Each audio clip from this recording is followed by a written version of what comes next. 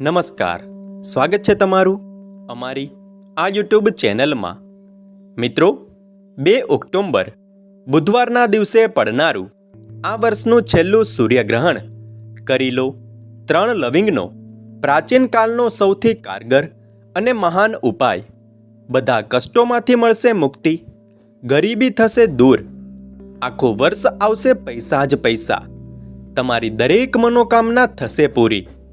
મિત્રો, તમારી જાણકારી માટે બતાવી દઈએ કે 2 ઓક્ટોબરે આ વર્ષનું અંતિમ અને મહાન સૂર્યગ્રહણ લાગવા જઈ રહ્યું છે। જ્યોતિષશાસ્ત્ર અનુસાર આ કોઈ સાધારણ સૂર્યગ્રહણ નથી, એક મહાસૂર્યગ્રહણ રહેશે। મિત્રો, આ સૂર્યગ્રહણ કીર્તિ નક્ષત્રમાં લાગશે અને આ ગ્રહણ દરમિયાન 52 પ્રકારના મોટા મહાસંયોગ લાગવા જઈ રહ્યા છે, જેમાં ધનયોગ, નક્ષત્ર યોગ, મહાલક્ષ્મી યોગ, અમૃત સિદ્ધિ યોગ અને ગ્રહયોગ જેવા શુભ યોગનું નિર્માણ થશે। એટલા માટે આ દરમિયાન કરવામાં આવેલી પૂજા સાધનાથી તમને કરોડોનો લાભ થશે, ઘરમાં સુખ સમૃદ્ધિ આવશે અને દુઃખ દૂર થશે। આ દરમિયાન તમે જ્યોતિષશાસ્ત્ર અનુસાર કોઈ પણ ઉપાય કરી શકો છો અને આ દિવસે કરેલી પૂજા તરત જ સિદ્ધ થશે। મિત્રો, 2 ઓક્ટોબર એટલે કે બુધવારે મહાસૂર્યગ્રહણ લાગવા જઈ રહ્યું છે, પરંતુ સાથે જ અશ્વિન અમાવસ્યા પણ છે। સર્વપિતૃ મહાઅમાસ પણ બુધવારે રહેશે। તમારી જાણકારી માટે બતાવી દઈએ કે આ અમાસ પર માતા લક્ષ્મી સ્વયં પૃથ્વીનું ભ્રમણ કરવા માટે નીકળે છે અને પોતાના બંને હાથો વડે પોતાના ભક્તો પર કૃપા વરસાવે છે। શાસ્ત્રો અનુસાર અશ્વિન અમાવસ્યાના દિવસે માતા લક્ષ્મી અતિ પ્રસન્ન મુદ્રામાં હોય છે અને આ દરમિયાન તમે જે પૂજાપાઠ માતા લક્ષ્મી માટે કરો છો તેનાથી તમને સાક્ષાત માતા લક્ષ્મીના આશીર્વાદ મળે છે। મિત્રો, પૂરા 51 વર્ષો બાદ આ એક એવું સૂર્યગ્રહણ લાગવા જઈ રહ્યું છે જેનું શુભ મુહૂર્ત અશ્વિન અમાવસ્યાની સાથે આરંભ થશે અને અશ્વિન અમાવસ્યાની સાથે પૂર્ણ થશે।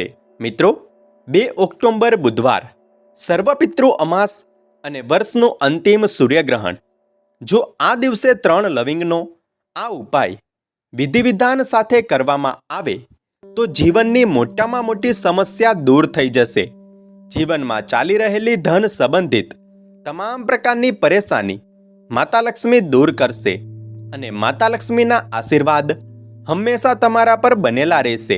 કેમ કે મિત્રો, લવિંગનો ઉપયોગ જો માતા લક્ષ્મીની પૂજામાં કરવામાં આવે તો તે પૂજા તરત જ સિદ્ધ થાય છે।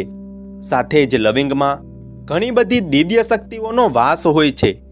એટલા માટે જ મિત્રો, જો તમે આવનારી અમાવસ્યા અને સૂર્યગ્રહણના દિવસે લવિંગનો આ ઉપાય કરી લો છો તો માત્ર એક જ દિવસમાં તમે માતા લક્ષ્મીને પ્રસન્ન કરીને તેમના આશીર્વાદ પ્રાપ્ત કરી શકો છો અને જીવનમાં ધન આવવાના માર્ગો ખોલી શકો છો।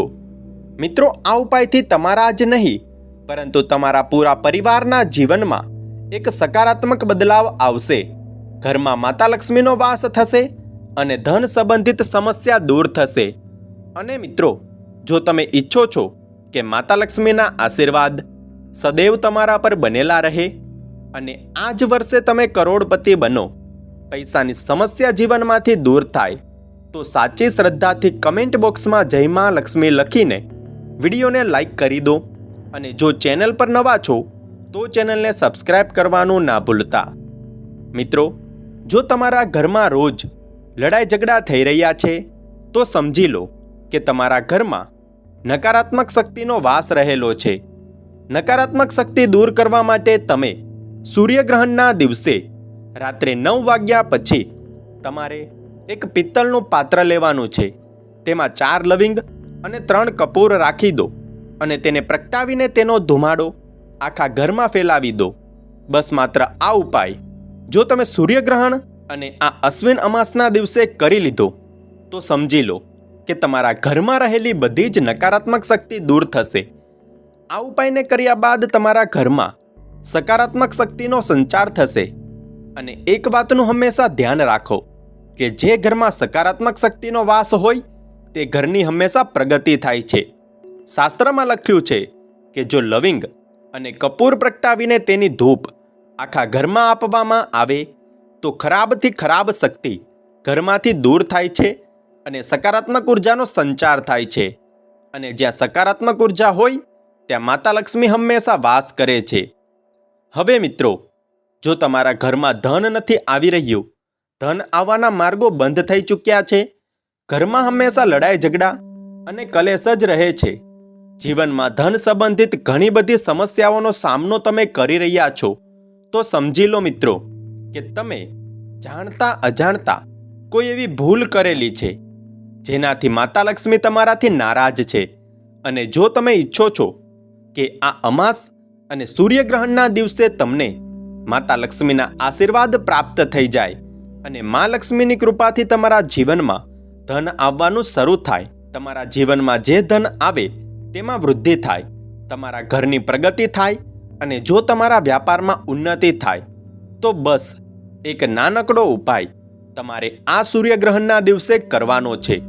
મિત્રો, તમારે આ સૂર્યગ્રહણ અને અશ્વિન અમાવસ્યાના દિવસે સાંજની પૂજા દરમિયાન પૂજા સ્થાન પર બેસીને સૌથી પહેલાં તમારે એક ઘીનો દીવો પ્રગટાવવાનો છે. એક લાલ કપડા પર એક મુઠ્ઠી લવિંગ રાખી દો અને તેની એક પોટલી બનાવીને તમારા હાથ પર રાખો.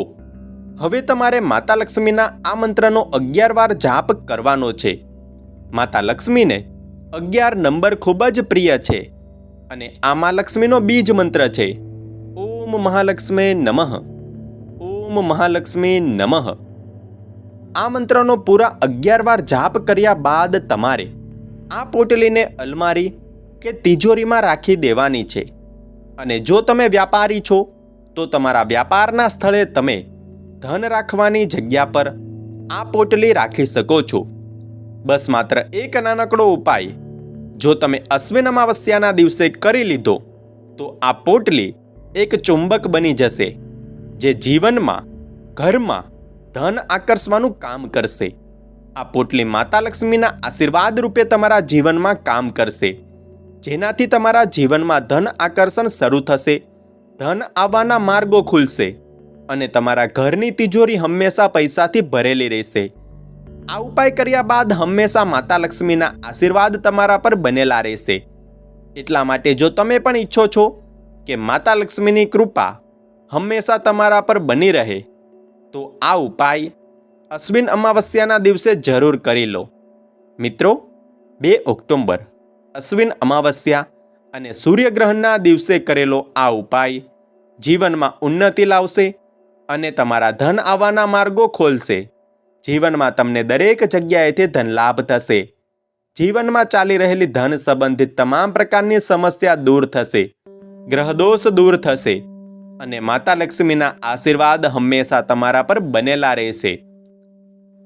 તો મિત્રો, જો તમે જીવનમાં સદૈવ માતા લક્ષ્મીની કૃપા મેળવવા માંગતા હોય તો વિડીયોને લાઈક કરીને કમેન્ટમાં જય મા લક્ષ્મી અવશ્ય લખી દો.